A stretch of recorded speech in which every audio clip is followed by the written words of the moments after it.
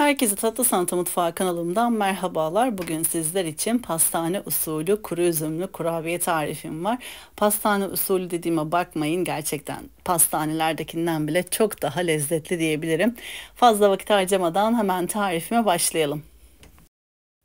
Öncelikle 2 adet yumurtamızın bir tanesinin sarısını bir kenara ayırarak uygun bir kabımızın içerisine ekleyelim.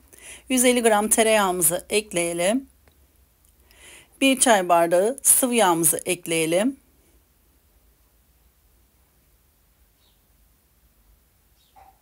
1 su bardağı toz şekerimizi ekleyelim. Kullanmış olduğum su bardağı ölçüm 200 mililitredir.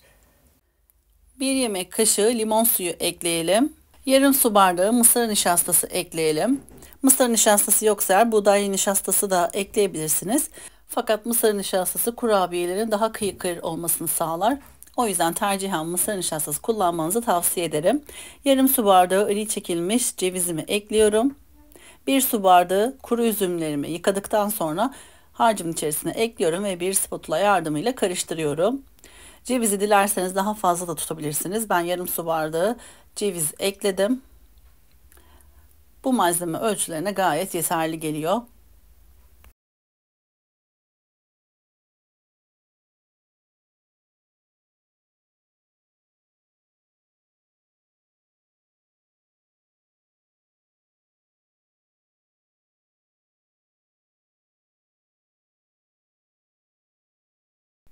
Kurabiye harcımızı spatula yardımıyla karıştırdıktan sonra son olarak unumuzu ve karbonatımızı ekleyebiliriz. Toplamda 4,5 su bardağı un kullandım. Kullanmış olduğum su bardağı ölçüm 200 mililitredir. Ve 1 tatlı kaşığı karbonat kullandım. Eğer karbonatınız yoksa bir paket hamur kabartma tozu da kullanabilirsiniz. Unu eklerken mutlaka her zaman kontrollü bir şekilde ekleyelim. Ele yapışmayan yumuşak kıvamda, kulak memesi kıvamında bir hamur olacak. Gördüğünüz gibi bu şekilde kurabiye harcımız hazır. Şimdi hemen şekil vermeye başlayabiliriz. Kurabiye hamurumuzdan parçalar kopararak rulo şekli verelim. Rulo şeklindeki kalınlık tamamen istediğiniz boyuttaki görüntüye bağlı. Ben orta büyüklükte üzümlü kurabiyelerimi yapmak istedim. O yüzden biraz küçükçe rulolarımı hazırladım. İçerisinde karbonat da olduğu için ve yumurtamız da olduğu için göründüğünden biraz daha kabaracağından dolayı bu boyut benim için yeterli oldu. Ama genelde pastanelerde daha büyük boyutlarda ruloları oluşturup o şekilde servis ediliyor. Dilerseniz daha büyük boyutlarda da kurabiyelerinizi hazırlayabilirsiniz. Ben öncelikle bu şekilde rulo şeklini verdim.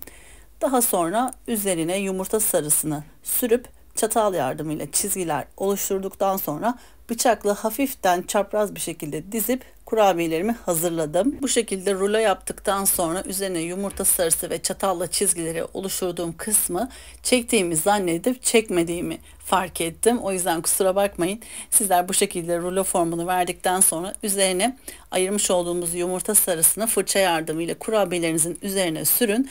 Daha sonra bir çatal yardımıyla kurabiyemizin üzerinde çizgiler oluşturun. Sonrasında bıçak yardımıyla hafif çapraz olacak şekilde kurabiyelerinizi kesip dilimleyin.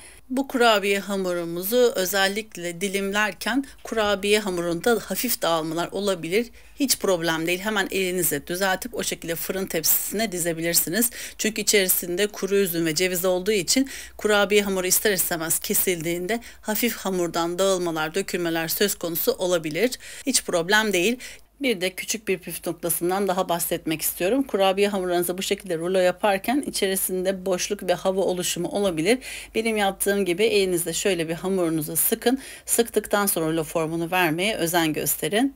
Gördüğünüz gibi fırın tepsime aralıklı bir şekilde kurabiyelerimi dizdim. Önceden ısıtılmış 180 derecelik fırın ayarımda kurabiyelerimin üzeri kızarana kadar pişirdim.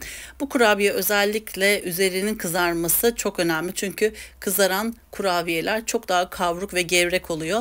O yüzden üzeri kızardıktan sonra fırından çıkarıp servis etmenizi tavsiye ederim. Yakından da gördüğünüz gibi kurabiyelerim şahane oldu. Hemen sizlere iç dokusunu, ne kadar gevrek olduğunu, kıyır olduğunu göstermek istiyorum.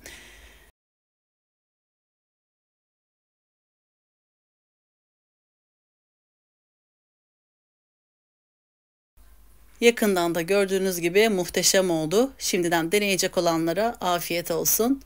Bu tarifimi ve videomu beğendiyseniz eğer sevdiklerinizle paylaşabilirsiniz. Beni bu arada hangi ülkelerden veya şehirlerden takip ediyorsanız yorum kısmına yazarsanız gerçekten çok mutlu olacağım. Hepinize teker teker dönüş sağlayacağım.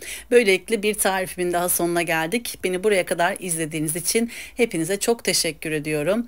YouTube kanalıma henüz abone olmadıysanız YouTube kanalıma abone olmayı, paylaştığım videolarıma beğeni bırakmayı lütfen unutmayınız. Yepyeni tariflerimden anında haberdar olabilmek için bildirim zilini lütfen açınız. Böylelikle gün aşırı paylaşmış olduğum tariflerimi hemen görmüş olacaksınız. Tarifimi denedikten sonra yorum kısmına mesaj yazarsanız tarifimi henüz denememiş olan takipçilerim için fikir olmuş olacaktır. Bir sonraki tarifimde tekrardan sizlerle görüşmek üzere. O zamana kadar kendinize çok iyi bakın. Hoşça kalın.